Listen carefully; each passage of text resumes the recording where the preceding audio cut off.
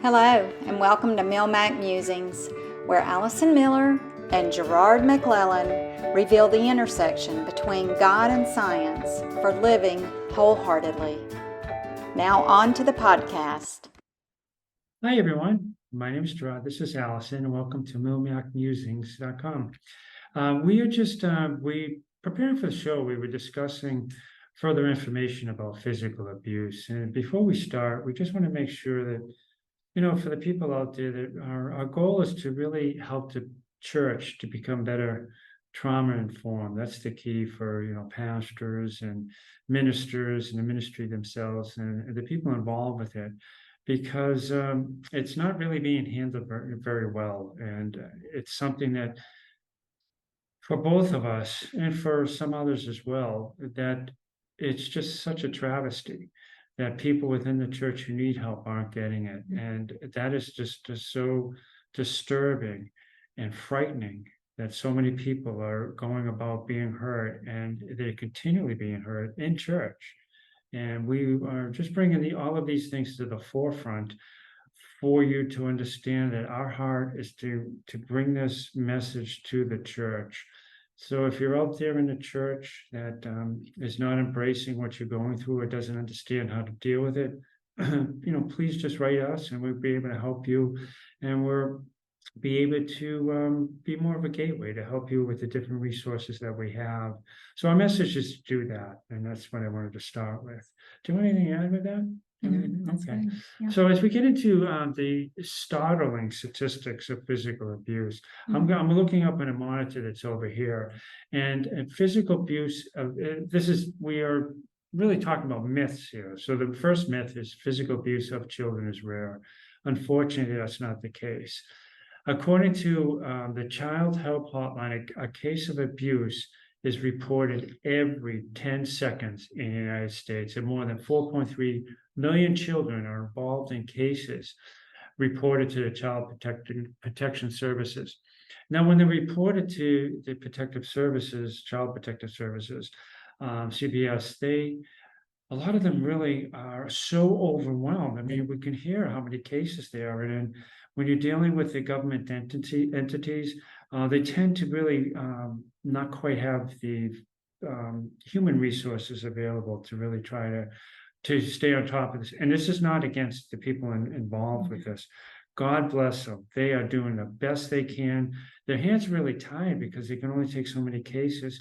And to be in that life of seeing these things over and over again, yet they're willing and their heart is willing to help these people. We just say hats off to them, but we all need to help them as well. So that's just one statistic of the child abuse. And we're also going to physical abuse within adults and relationships for men and women and so forth. So as we move forward, I just want to say, when you're looking we're not talking here about parents who sometimes when the child is acting up, they get angry, which sometimes can happen because you can have a bad day yourself, or there may be things you're dealing with that you need to have, the unprocessed emotions brought out and taken care of. And there's other times where it's a hectic day. So that type of thing is really not abuse, but the abuse comes about when you physically strike somebody and you continually do it. So you're not dealing with the issues within yourself, as I just mentioned, and you may have remorse, but unfortunately, because the window of tolerance, as we've stated many times within previous podcasts, is very high. When it's high, it doesn't take much to just go over the top with anger or whatever else you're dealing with. So anyway, I just wanted to bring that forward for the child abuse. And if it's okay, would you mind just elaborating a bit more on the? Yeah, I'll talk about adult intimate partner abuse. And it is really, the first thing I want to do is just read a definition, if that's okay, of what this is. And this is from Diane Langberg and Tim Clinton, who are very strong leaders in this, and we have a lot of respect and appreciate their work. When someone uses physical abuse contact intended to cause feelings of intimidation, injury, or other physical suffering or bodily harm, like hitting, burning, pushing, biting, shaking, restraining, shaking again, blocking the victim's way, beating with an object. It is, in essence, physical power that is used to control, manipulate, or intimidate a person.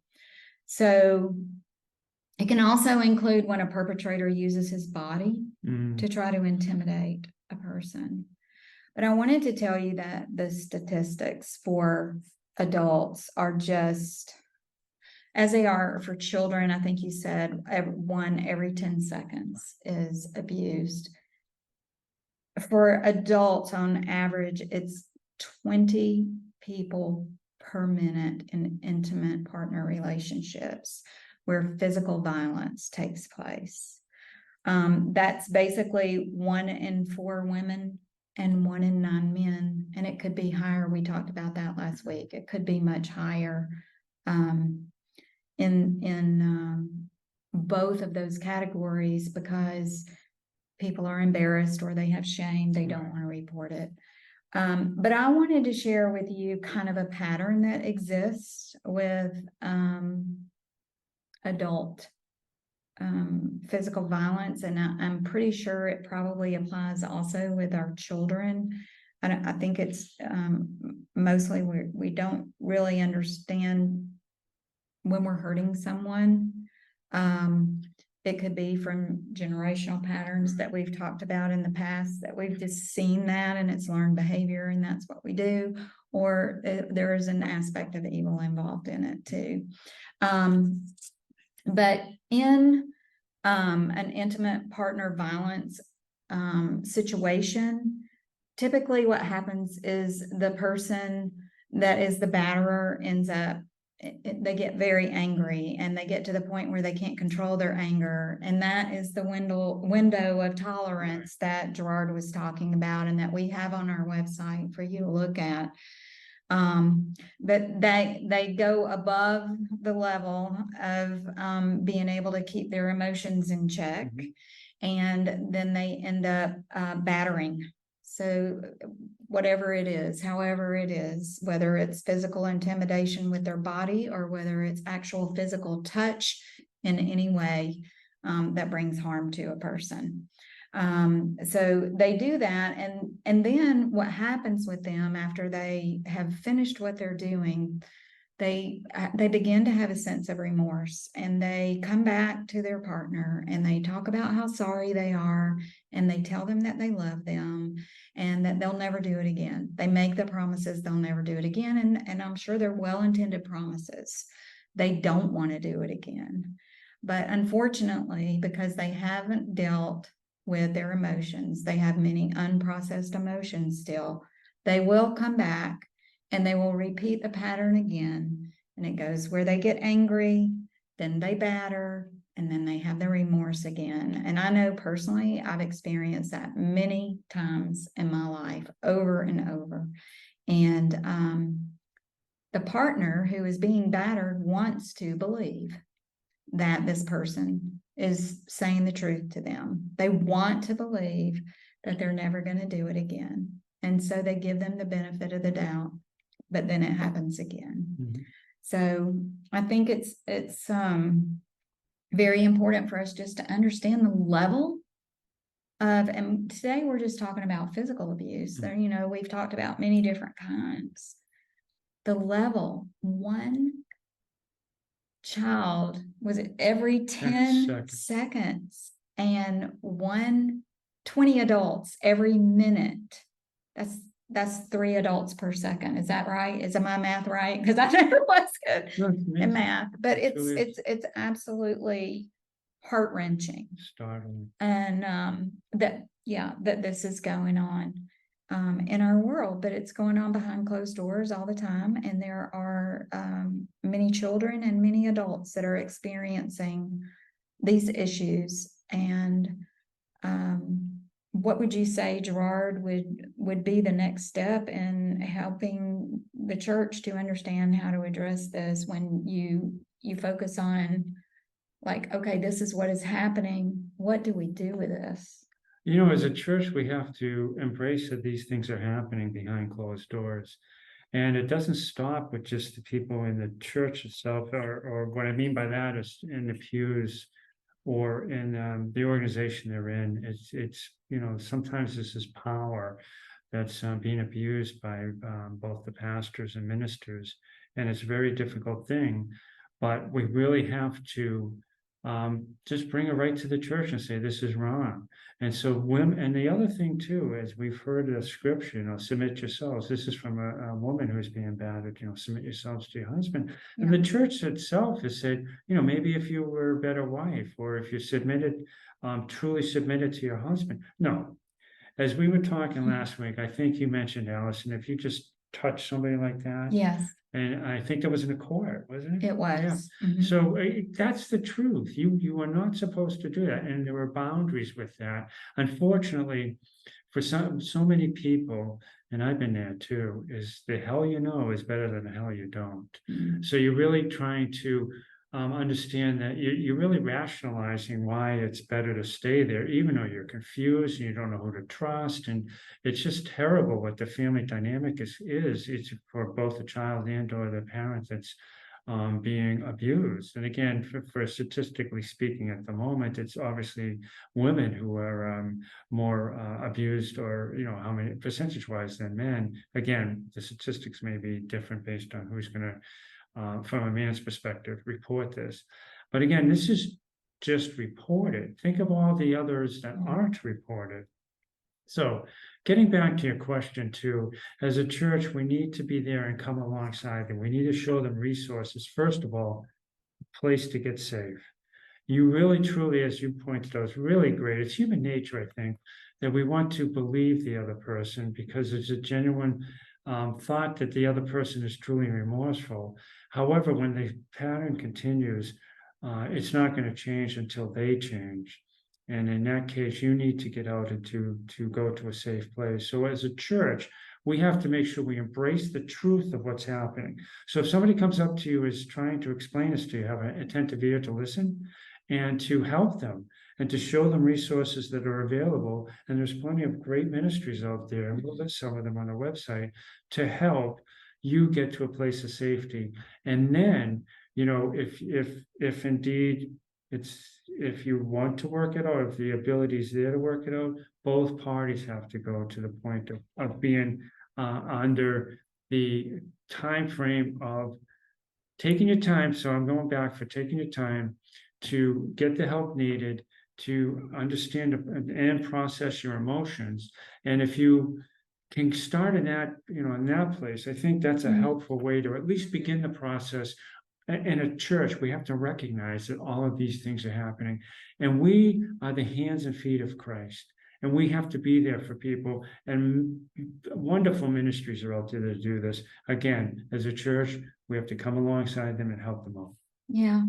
And our whole point is to be a gateway for that. We are connected with other ministries, with we have strategic partnerships. We have people who are very very good at what they do in helping, but we also want to help make you aware as the church that we need to do a better job, that we know that we have failed, and we want to bring to you resources, partnerships, different places for people to go, because we know you're overwhelmed with this. If the statistics are what they are in physical abuse only, with children and with adults, we know there's no way that one place can take care of everything. We need a network. We need numerous people that have the heart to want to really step into this and help.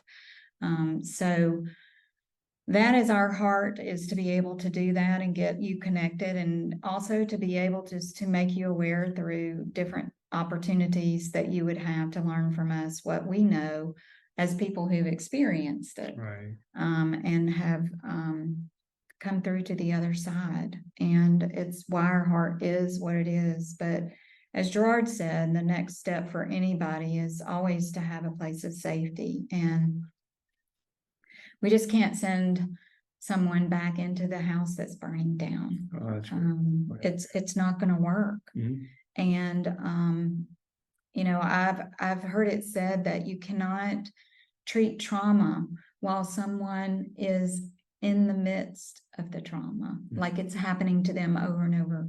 They need to be removed from it. And there's a lot of foresight in that.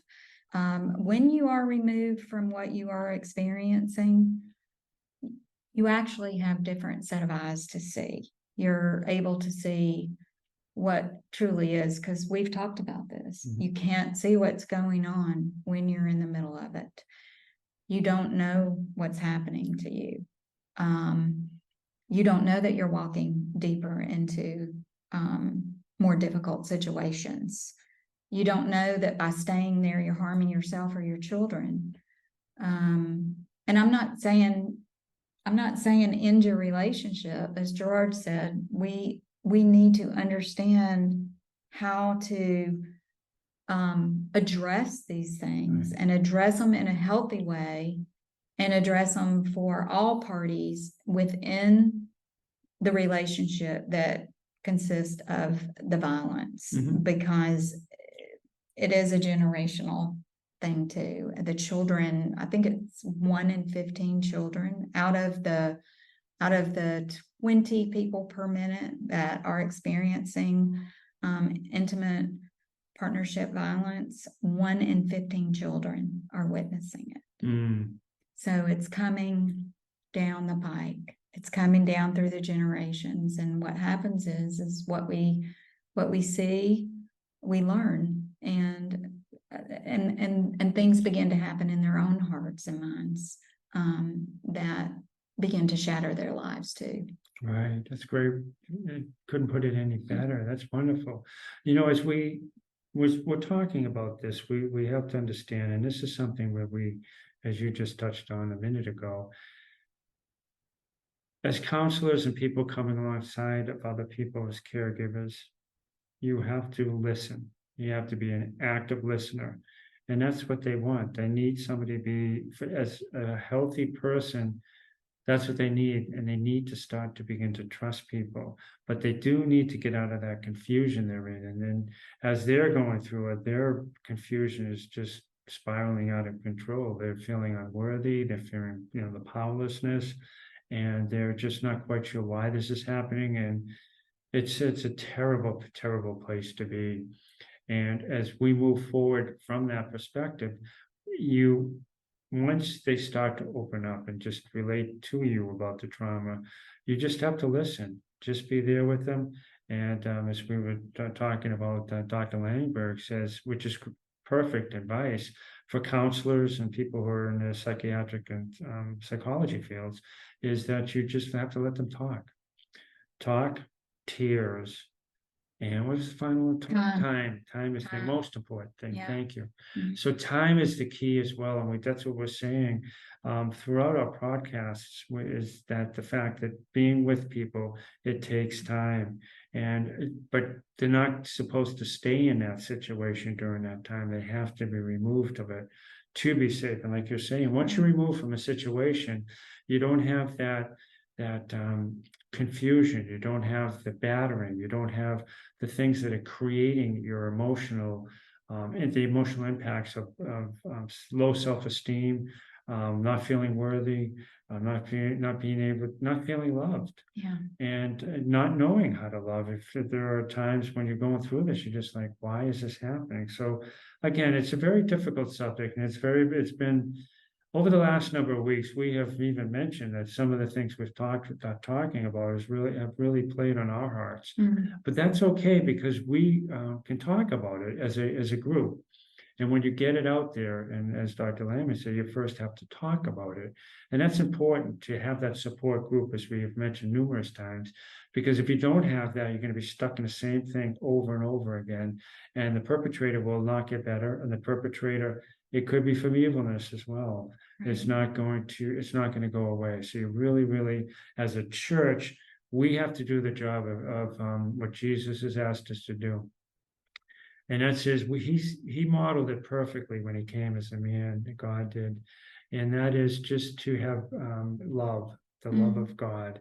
And that only comes from when you're dealing with the emotional issues of your own life, but he's always with us. And that's the key. And we mention that frequently, along with the details of how to help the church to deal with these things, and for our ministries and the other ministries too. But it's really important to understand that as what he has modeled for us is the fact that, again, it's the love, and we're his hands and feet, and that's what we're called to do. That's what we're called to do. I mean, if you think about your own life and your own journey with Christ, and then I see mine this way. Jesus met me where I was in the deepest place of my brokenness and my darkness. Right. He met me there and he pulled me out. And also people that met me there. And I think it's very important for us to understand that because Jesus met us there, each one of us, and anybody that is a believer does understand that. That he met us in those places, and it's our call to meet others where they are. And as Gerard was saying, listening, but also doing that with a sense of compassion and understanding, empathy, just listening to what they say and validating them will make all the difference in the world and how they view themselves. For somebody to listen to them and hear what they're saying without a judgment at all, without saying, oh, that couldn't have happened to you. I mean, these are mistakes we've made.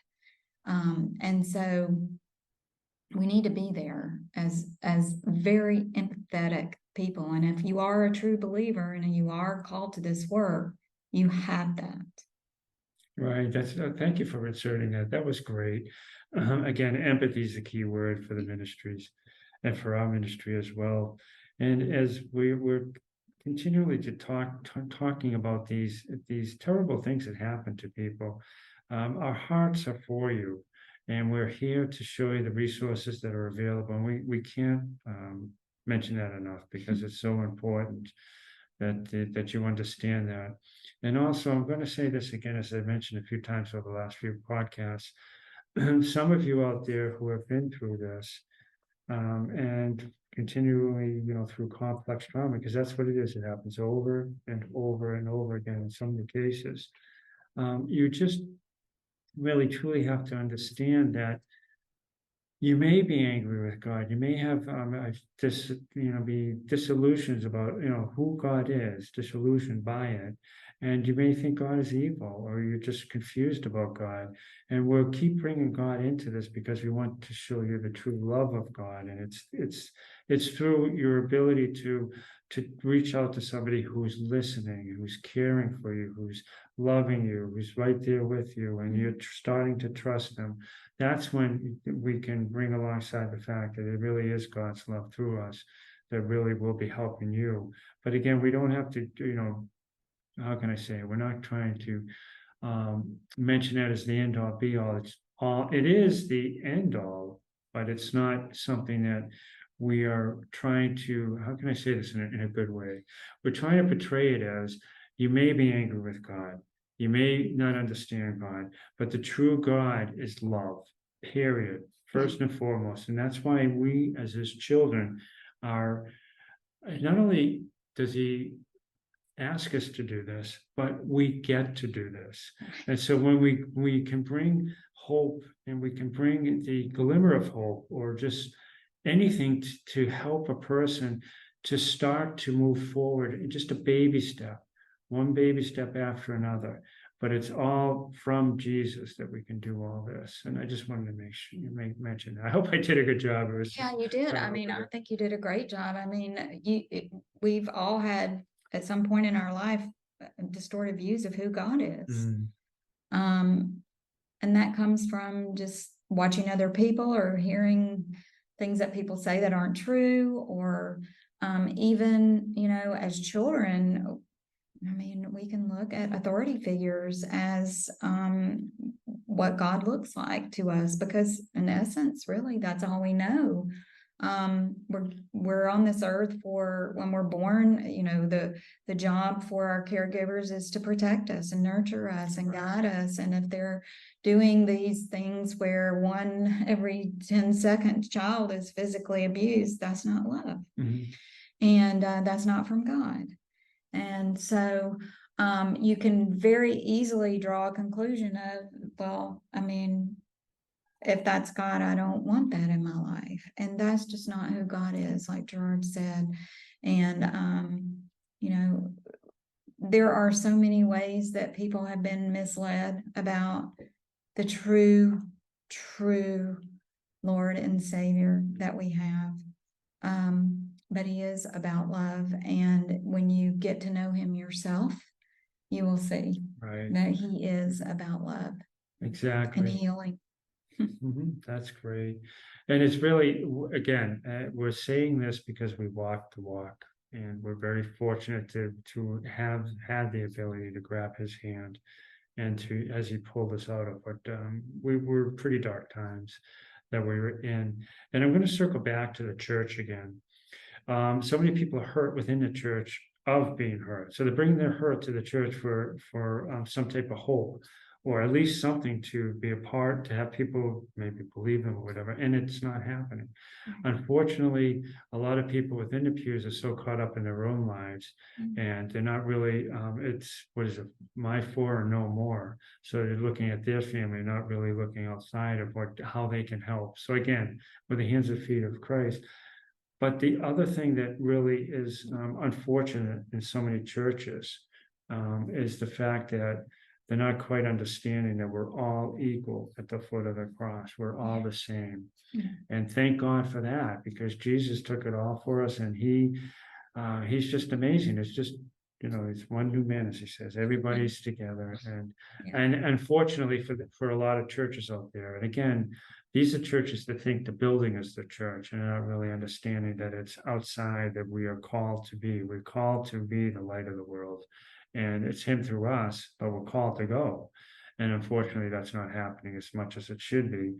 And we have a long journey ahead, but we're excited to be looking forward to speaking with churches, to be speaking in workshops, and to speaking wherever we can. And as I've said a number of times, from the mountaintops, that it doesn't have to be this way of what people are going through with trauma or complex trauma. There is hope, and it's the love of Christ that will help them through it all. But it takes us to come alongside you, or anybody you know, or anybody else out there. You may be somebody watching a podcast, or going to the resources that we have listed, but we are here to help, and that's our goal. And boy, are we going to stick to that. And we love that. So thank you. You know, for being a part of this. We just love it, and thank you. Yeah. Thank you so much for being with us today. Thank you for the opportunity to get to do what we're doing, because without you, we can't do that. So if you have questions, like Gerard said, or if you're going through something, or if you are a church leader, a ministry leader who would like to have some guidance and some help in navigating this, we're more than happy to connect with you. You can contact us at our email address, milmacmusings@gmail.com. Yes, please do. And just one last thought. I know I keep saying this, but praise God, there are over 800 billion people on the planet, and we're all each God's masterpiece. So you are a miracle, and we want to thank you for being a part of this podcast and allowing us to move forward with it, what we feel is very important information for the body of Christ and for everybody else out there who needs this. Amen. So we thank you. Yes, thank you. Have a great day. All right. Blessings.